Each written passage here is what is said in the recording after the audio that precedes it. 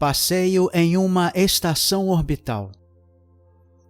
Após a refeição da manhã, arrumamos as bagagens, deixamos o chalé em ordem e partimos para conhecer uma área de produção de verduras e legumes. Como a visita do dia anterior serviu para conversar bastante com o pessoal e para fixar vários conceitos sobre as atividades agrícolas desenvolvidas no planeta. Almoçamos no local e depois nos dirigimos para o terminal de transportes internos de Agartha, onde estacionamos o Canarinho e embarcamos em uma nave do tipo 6 com destino à estação orbital Equador 5. Quando avistamos a estação, a nave reduziu a velocidade e fez a aproximação em espiral. Salino explicou que adotavam aquele procedimento sempre que alguém realizava a viagem pela primeira vez para que pudesse ter uma visão panorâmica daquele centro de lazer. Essa era mais uma das inúmeras coisas extraordinárias que existiam em Arrete. A Equador 5 era uma das 12 estações em órbita e seu formato era idêntico ao da última colônia marítima que visitamos. Possuía uma cúpula central e 8 menores, todas interligadas entre si, com a mesma planta e comodidades básicas. A diferença estava na altura das cúpulas, equivalente à metade, e na curvatura menos acentuada, além de apresentar uma atmosfera e uma gravidade própria, como a da Sol 4. O teto dos quartos era opaco e podia ser regulado até ficar completamente translúcido, permitindo observar o firmamento confortavelmente deitado ou recostado na cama. Aquela estação era destinada a atividades de lazer e não existia possibilidade de passeio externo. Havia mais 8 com a mesma finalidade e outras 3 que funcionavam como escola de astronomia, engenharia, ciências espaciais e observatório estelar, com equipamentos de ensino e pesquisa muito sofisticados.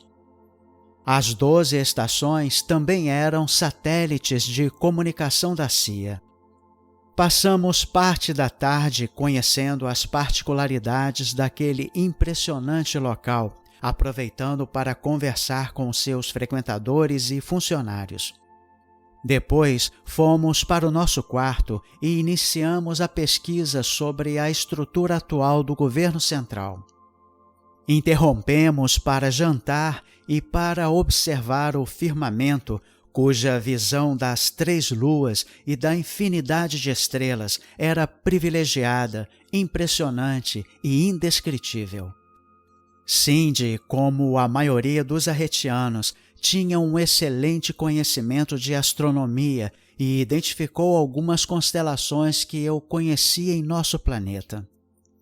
Vistas de onde estávamos, apresentavam formatos ligeira ou completamente diferentes, além de um número maior de estrelas. Começamos fazendo observações a olho nu e depois com óculos especiais, cujo efeito de aproximação era equivalente a possantes binóculos. Meus conhecimentos profissionais ajudaram a entender os documentários e a estrutura organizacional do governo central. Resumidamente, o presidente dirigia o planeta através das áreas de ação de 12 ministérios: agricultura, comunicações, educação, habitação, indústria, lazer, meio ambiente, pesquisa, relações exteriores, saúde, transportes e distribuição, além do urbanismo e planejamento urbano. Havia grandes variações de recursos humanos e materiais alocados em cada um deles e, ao contrário do padrão terrestre, a quantidade de pessoas envolvidas em atividades administrativas de qualquer tipo era bem menor que aquelas que se dedicavam às atividades produtivas a nível agrícola, industrial ou de serviços. Com algumas exceções e particularidades, quase todos os ministérios contavam com uma coordenadoria em cada continente e diversas coordenações regionais em cada um deles. Muitos também contavam com coordenações locais em cada cidade ou núcleo populacional. Lá, as relações hierárquicas eram diferentes do padrão terrestre, pois o conceito de chefia era semelhante a uma liderança natural ou situacional, sem linhas de hierarquia, controles ou avaliações de resultados individuais ou coletivos. O coordenador era um consultor respeitado pela sua experiência técnica e capacidade administrativa. Sua principal função era interpretar os objetivos e metas, detalhá-los e transformá-los em programas de ação grupal ou individual. Eram conselheiros e facilitadores, não controladores. Passeio no Balneário dos Corais. Deixamos a estação orbital e retornamos a Agartha após a refeição da manhã. Pegamos o canarinho e logo estávamos sobrevoando o belíssimo Balneário dos Corais, parecido com o local chamado de Coroa Vermelha, na região de Porto Seguro. Seus 10 quilômetros de praias e recôncavos eram protegidos por uma barreira de corais que sobressaía até com a maré cheia, formando uma imensa piscina entre ela e a praia, com até 1 quilômetro de largura, onde havia pequenas ilhas cobertas por coqueirais e outras espécies de plantas. Nosso chalé ficava próximo à praia e de uma das ilhas. Quando pousamos e avistei Vérsia com os demais amigos da Sol 4, lembrei que já era sábado. Depois dos abraços e beijos costumeiros, Antak informou que a reunião com Arturo estava confirmada para a quinta-feira seguinte, às 8 horas da manhã, com todos os ministros e ministras.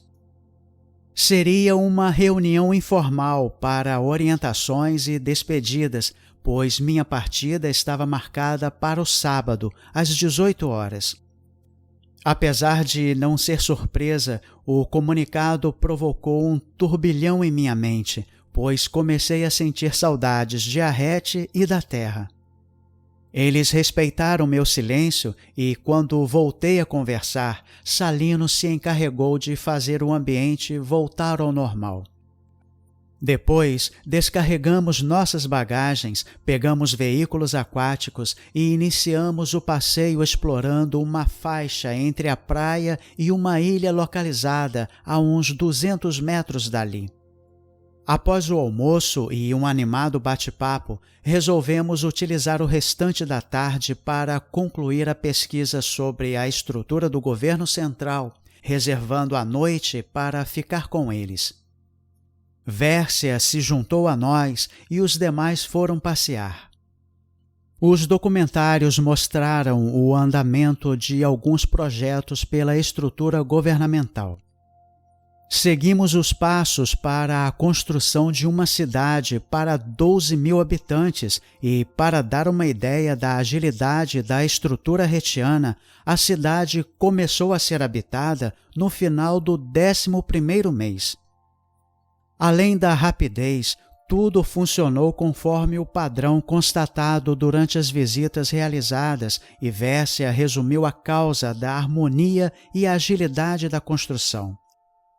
Todos os envolvidos, desde os que tomaram a decisão inicial até o jardineiro que plantou a última flor, trabalharam com amor e deram o máximo de si, pensando em propiciar aos novos moradores a melhor qualidade de vida possível e que fossem tão felizes quanto eles eram.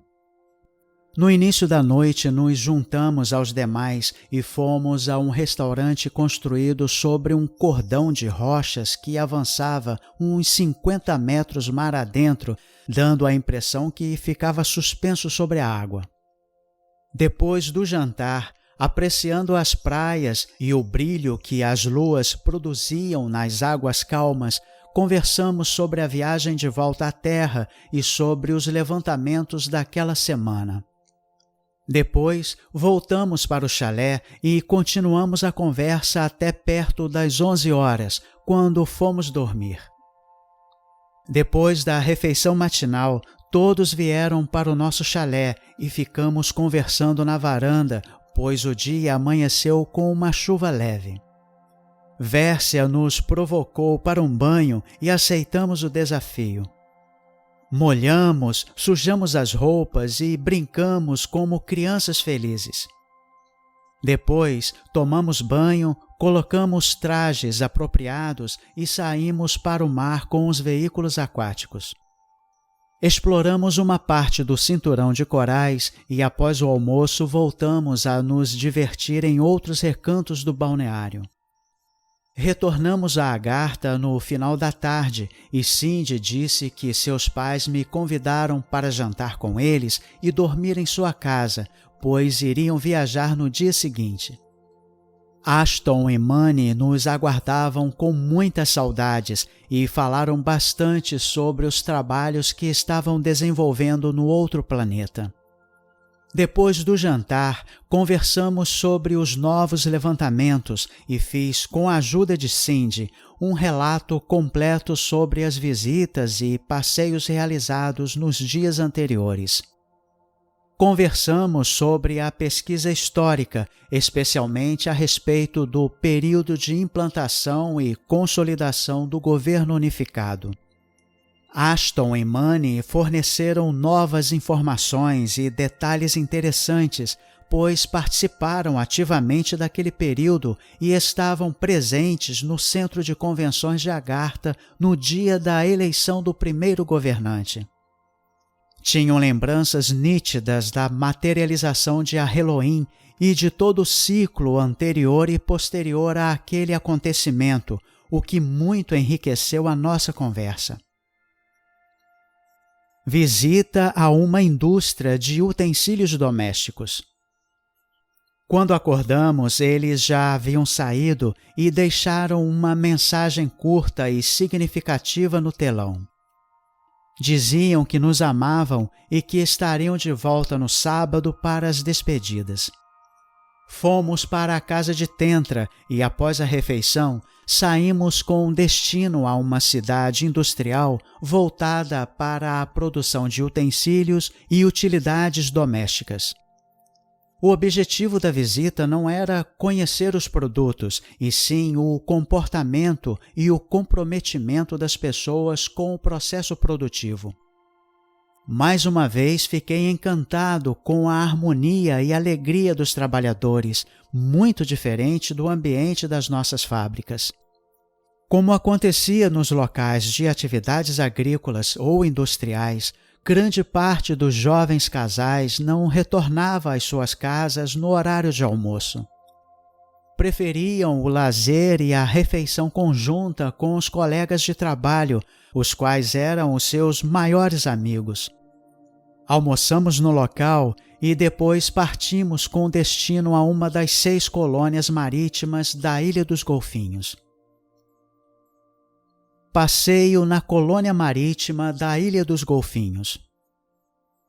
Como da outra vez, o canarinho mergulhou suavemente e alguns golfinhos passaram a nos acompanhar. Navegamos lentamente para melhor apreciar nossos alegres companheiros até a entrada do túnel de acesso à cúpula de estacionamento.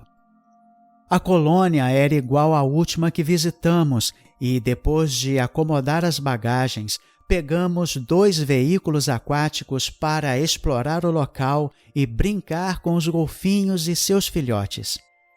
Eu estava começando a me comunicar com eles, o que era um fato corriqueiro para os meus amigos.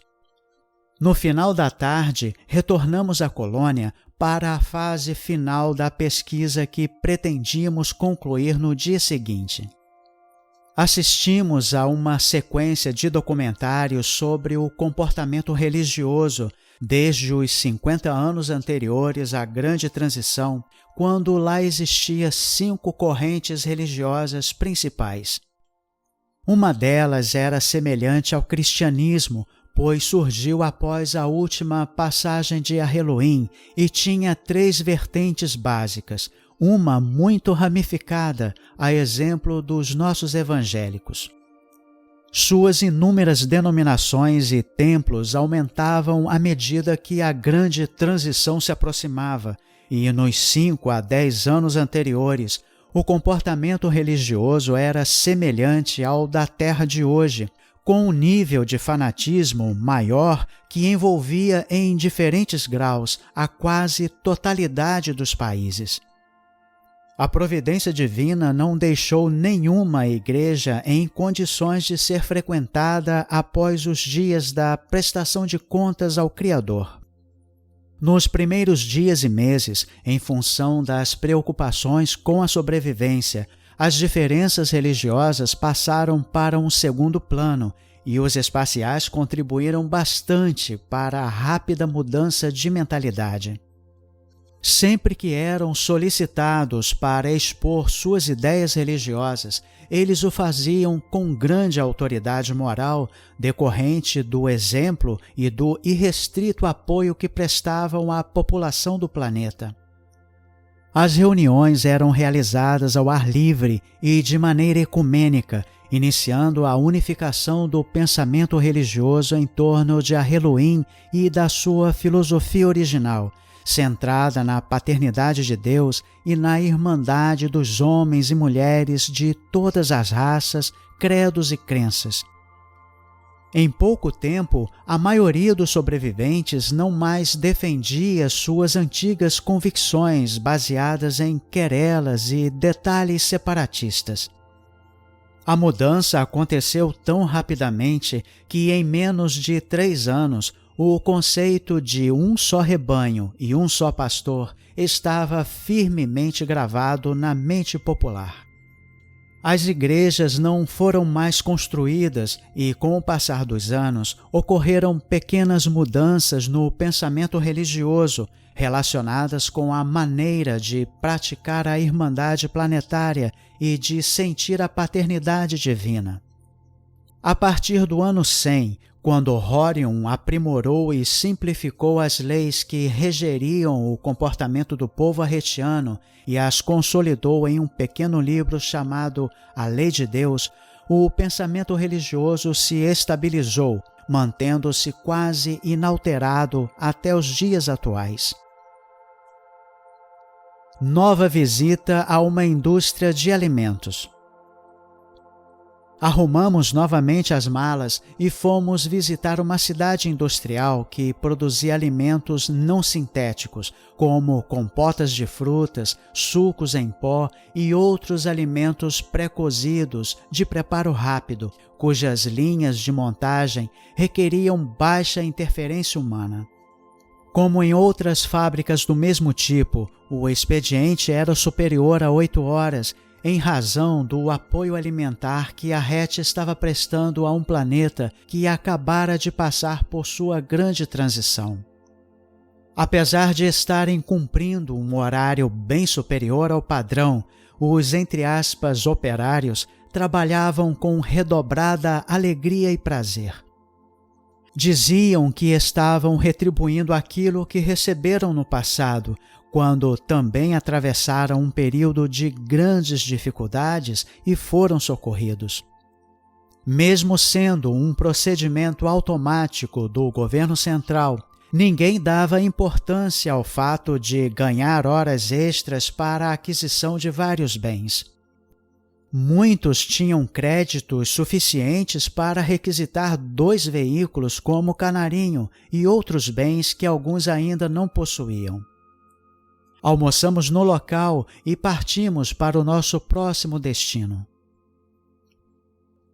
Passeio no Parque da Floresta Tropical. Logo começamos a sobrevoar o Parque de Preservação da Floresta Tropical. Salino elevou o canarinho acima de 20.000 metros e iniciou uma trajetória espiralada em direção ao centro a uma velocidade próxima de 30.000 quilômetros. Demoramos cerca de 1 hora para aterrissar e observamos apenas uma parte da floresta que formava aquele gigantesco parque onde realizamos um piquenique na primeira semana de estada em Arrete. Sua área tinha 6 milhões de quilômetros quadrados e era quase do tamanho do Brasil. Lá havia uns 7.000 povoados, alguns com até 8.000 habitantes fixos. Mais de 2.000 eram destinados exclusivamente ao lazer e outro tanto ao uso misto. A população fixa se dedicava à extração de látex, frutas silvestres, resinas e essências. Também retiravam muitas madeiras destinadas às indústrias de construção civil e de mobiliário, aproveitando apenas as árvores maduras e em final de ciclo vegetativo.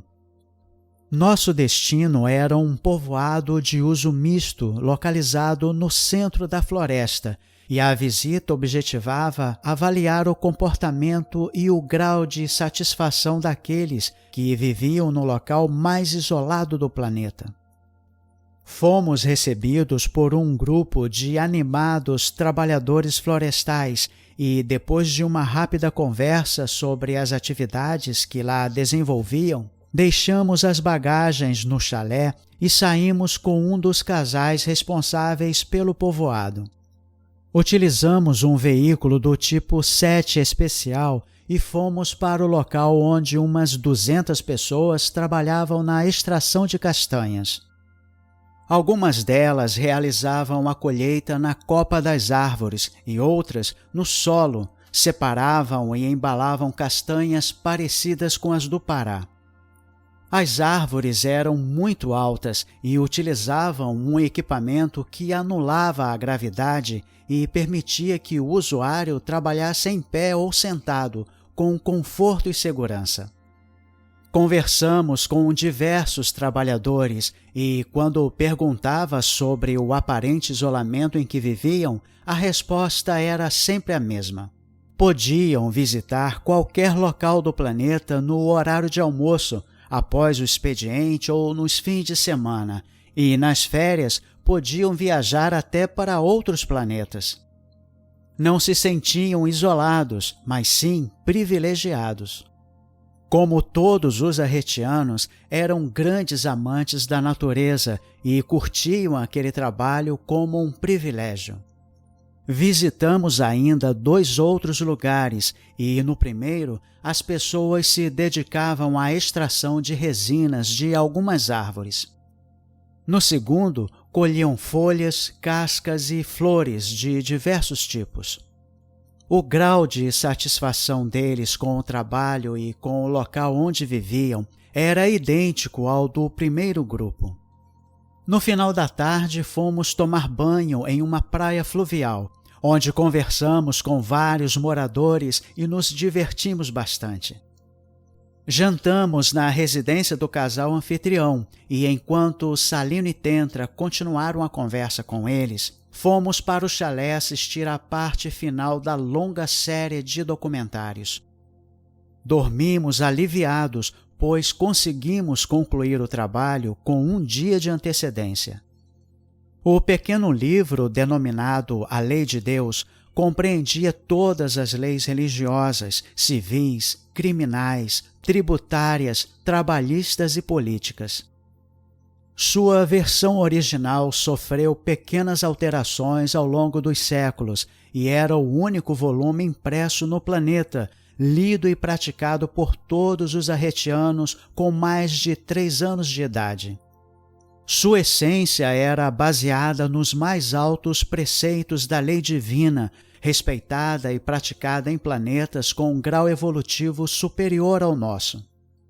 Como todos cumpriam esses preceitos, não havia transgressões, julgamentos ou penalidades.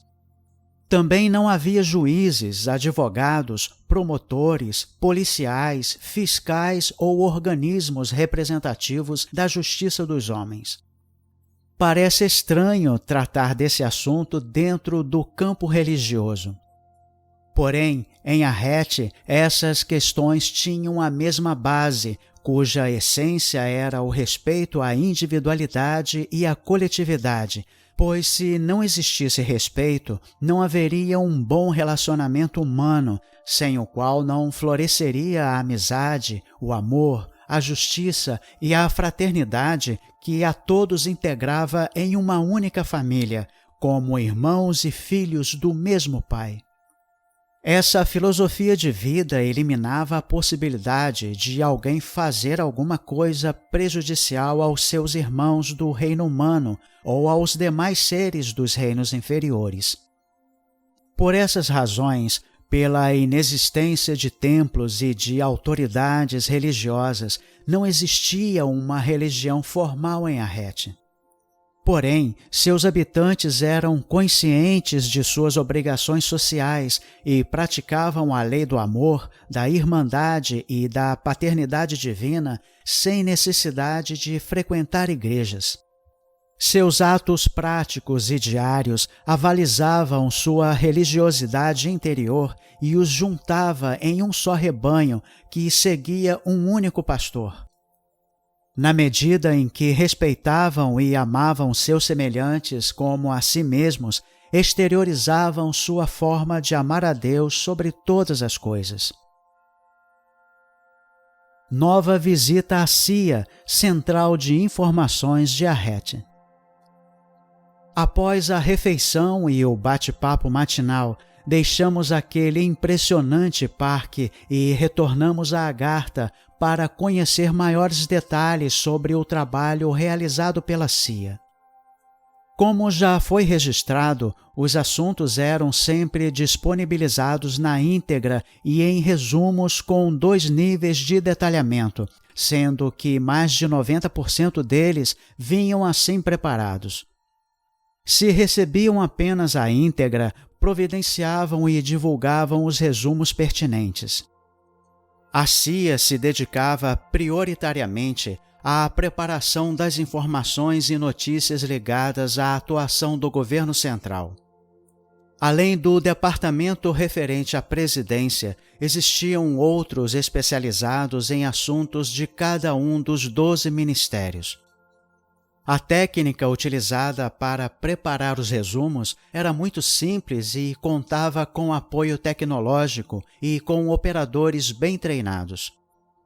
Partindo da íntegra, o conjunto era pré-marcado por sofisticados e rápidos programas de inteligência artificial. Alguns temas delicados eram assistidos e confirmados ou remarcados pelos operadores.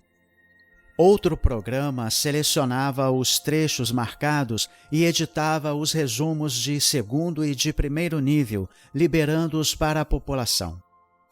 O trabalho realizado pela CIA, juntamente com as notícias, informações e documentários produzidos nos mais diversos recantos do planeta, substituía os jornais, revistas e noticiários que aqui conhecemos. Além de poderem acessar muitos assuntos ao vivo, como era o caso das atividades do governo central, os demais entravam na rede da CIA no momento em que eram gerados, correspondendo ao 3º nível. Entre 1 e 6 horas depois, disponibilizavam os 2 resumos. Apesar da grande capacidade de armazenamento que dispunham, tinham um critério para decidir quando deveriam retirar um tema de circulação. Como tudo em Arrete, ele também primava pela simplicidade e eficiência. Sempre que um tema de qualquer nível era consultado, um contador era atualizado e datado. Se ficasse 3 meses sem receber consultas, era selecionado para exclusão e ia para um índice de assuntos e ementas. Como todos tinham uma origem e classificação, alguns eram submetidos ao responsável pela sua geração, que decidia excluir os 3 níveis ou manter parte deles. Mesmo excluídos, podiam ser acessados mediante solicitação simples e rápida à CIA. Quando concluímos a visita, fomos para nossa casa e, logo que Vércia chegou, matamos a saudade da piscina até a hora do almoço. Assim que ela voltou ao trabalho, retornamos à piscina e lá ficamos até a hora do jantar. Tentra e Salino foram visitar alguns parentes, enquanto Vércia, Cindy e eu fomos ao mirante para conversar e apreciar o luar. A terceira reunião com Arturo. Após a refeição, Vércia informou que fez reservas para nós no balneário da Baía dos Coqueiros até o sábado de manhã e para seus pais no retiro da Serra Dourada. Justificou que merecíamos um descanso depois de tantas atividades desenvolvidas nas últimas semanas. Assim que ela saiu, fomos para o Palácio da Harmonia, onde Antaque, Tali, Otento e Satia nos aguardavam. Quando entramos no gabinete de Arturo, todos os seus ministros estavam com ele e seguiu-se uma longa sessão de cumprimentos e incentivos que me emocionaram, pois, mesmo sabendo que a reunião seria com eles, não esperava que me tratassem como alguém que realizou um, entre aspas, estafante trabalho de levantamentos e pesquisas históricas. Também procuraram me tranquilizar quanto às dificuldades que eu imaginava ter para me recordar de tudo quando voltasse à Terra. Conversamos durante uma meia hora até que Arturo nos convidou para sentar.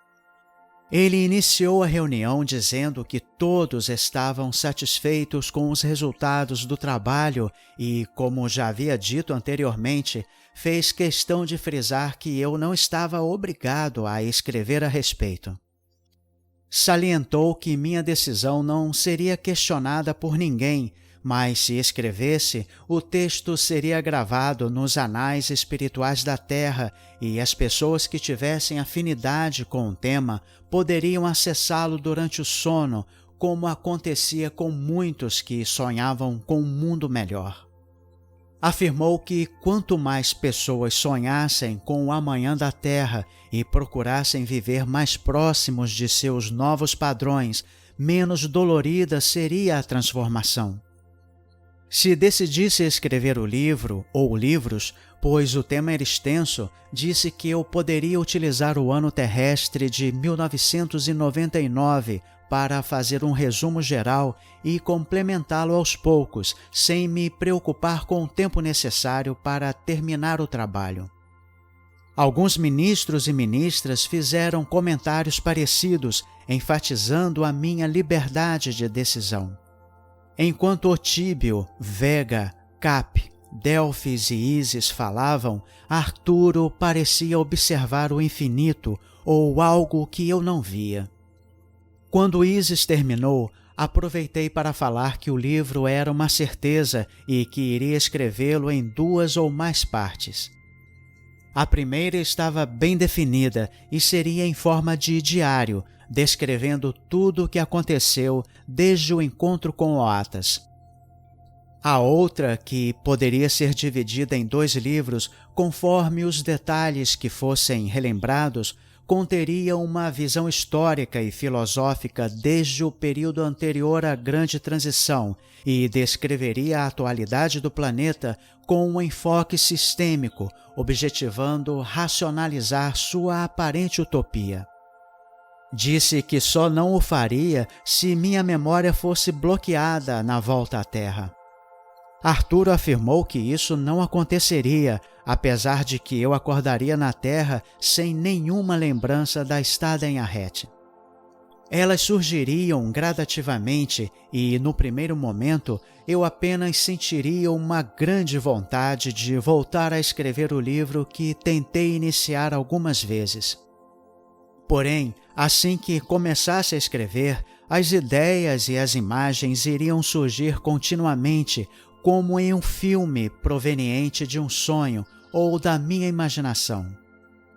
À medida que as primeiras páginas fossem escritas, eu teria a sensação da estada na Sol 4 e, posteriormente, entre eles. Afirmou que, quando chegasse a esse ponto, a conexão seria completada e eu teria as mesmas lembranças que tinha naquele momento, desde que me mantivesse no objetivo de compartilhá-las com outros, entre aspas, sonhadores que vivem na Terra. Agindo assim, eu seria assistido por eles e por outros seres, além de contar com a chave representada pelas pessoas, locais, máquinas e objetos que conheci.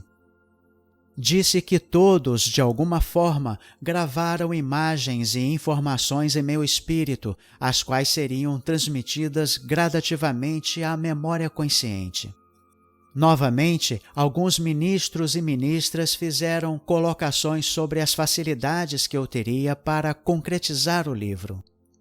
Depois, Arturo disse que tudo foi cuidadosamente planejado, desde o contato inicial com o Atas até o momento do retorno à Terra e reentrada no meu corpo original. Falou que assim procederam para que não houvesse nenhum impedimento que não decorresse do meu livre-arbítrio. O plano envolveu seres como Atas, Tentra, Salino, Antaque, Tali, Otento, Satia, Vércia e Sindi, porque todos conviveram comigo no passado. Arturo fez um agradecimento a eles e, de maneira especial, a Oatas, Tentra, Salino e Sindi, quando os presentes se emocionaram e houve alguns segundos de silêncio. Logo comecei a sentir um agradável perfume e notei 2 pontos crescentes de luz oval atrás de Arturo. Quando atingiram uns 2 metros de altura, eles se condensaram e se transformaram nas figuras representativas de Jesus e de Elohim. Eles sorriram, começaram a circundar a mesa e, quando passaram pelo local onde eu estava, senti uma intensa vibração, seguida por uma grande sensação de paz e felicidade. Ao retornarem à posição inicial, olharam para todos com um belo sorriso e, sem nada dizer, começaram a se transformar em luz que foi aos poucos se apagando. Ficou no ar o perfume e sensação que tive. Fiquei intrigado, pois tinha certeza que tinham transmitido alguma mensagem que não consegui captar. Antecipando-se à minha pergunta, Arturo disse que eles estavam satisfeitos com o trabalho realizado e que Jesus, quando passou por mim, expressou que havia chegado o momento de retomar o trabalho iniciado em 1978, agora em um nível diferente, mas com o mesmo objetivo. Depois, Arturo perguntou se eu tinha entendido a mensagem.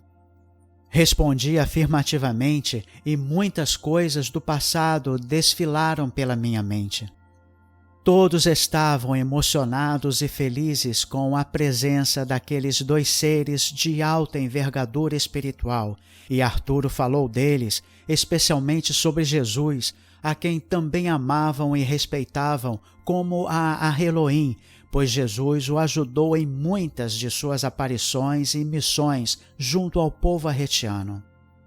Por isso, os povos dos planetas que conheciam o seu difícil trabalho na Terra estavam juntos em uma grande cruzada de apoio à nossa humanidade, antes, durante e principalmente após a grande transição, cujo momento estava se aproximando e iria ocorrer no dia e na hora determinada pelo Pai Celestial. A seguir, ele falou que a Sol 4 iria partir às 6 horas da tarde do sábado com a mesma tripulação e que eu poderia retornar a Arrete em alguns meses ou anos, dependendo de como as coisas evoluíssem na Terra. Disse que após escrever o livro ou livros, seria importante não me preocupar com sua publicação, divulgação, sucesso ou insucesso. Frisou que essas coisas não estariam mais sob o comando da minha vontade, mas sob os cuidados de outros seres, com maior liberdade e facilidade para esse tipo de avaliação e determinação. Quando terminou, ele se levantou, agradeceu novamente aos presentes, aos habitantes de Arrete, e em seguida me abraçou e desejou sucesso. A despedida dos ministros e ministras demorou vários minutos, pois todos tinham uma palavra de incentivo e de carinho. Meus demais amigos receberam o reconhecimento de todos e, na saída, Arturo lembrou que eu estava com a chave que abriria minha memória inconsciente após o retorno à Terra e falou que estaria conectado comigo sempre que eu estivesse pensando ou escrevendo sobre Arrete. Essas foram as últimas palavras daquele ser maravilhoso. Já no saguão do Palácio da Harmonia, despedimo-nos dos amigos da Sol 4 e marcamos um novo encontro para a hora do embarque.